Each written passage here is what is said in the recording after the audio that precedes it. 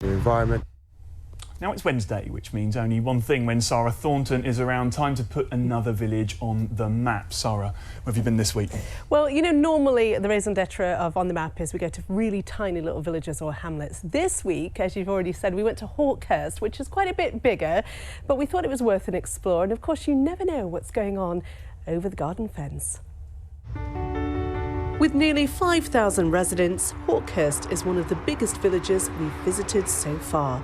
And you've probably passed through it or seen its shops, watering holes and the Kino.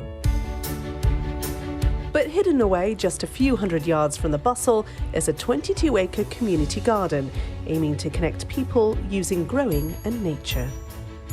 This tranquil space is Hands of Hope. Until a few years ago, this was a neglected and completely overgrown former kitchen garden. It was bought in 2016 by entrepreneur James Duran, who, having sold his business, decided to start a charity tackling both food poverty and social isolation. Up until COVID struck, you couldn't have got into this wall garden. It was head high with brambles, and we reached out to the local community. They came and helped us clear the site. And most of the fruit and veg that we grew, roughly about 4 tonne, was donated to community groups and food banks, which we still continue to do. Now that produce is growing well here, attention has turned to the dilapidated Edwardian walls that encircle the garden. Rebuilding them will make this space safer for community group visits. It does my mental health the world of good to be involved with other people and to help other people. It's something that I've always enjoyed doing. It's something you don't really get a lot of opportunity to do within the building trade. And in the end, for James, the transition from businessman to running a charity based out of doors has changed his life as well as those around him. Talents lie, but they certainly don't lie in bricklaying, because I had a go. Although they say that the bricks I put down have stayed, so that's good news.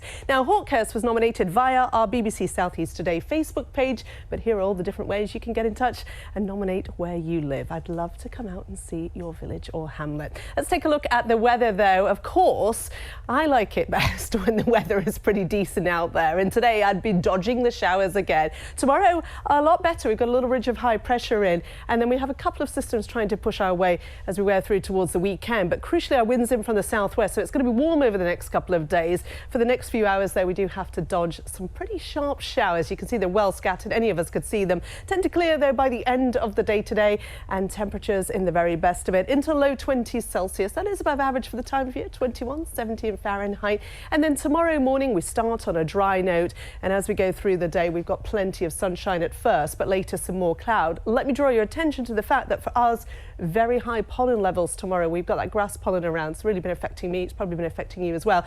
Temperatures tomorrow, because we have a little bit more in the way of cloud, high teens is what we're looking at. But as I say, after that, we've got our winds continuing to come in from the southwest. And although there are a couple of frontal systems trying to push our way, the bulk of any wet weather and windy weather will be towards the northwest, where there is an ex-tropical storm affecting northwestern parts of the UK. For us, bringing us our winds in, as I say, from the south and southwest, and that means our temperatures doing very nicely. A lot of dry weather through the weekend. Well, thank you, Sara. We look forward to seeing wherever it is that you end up next week.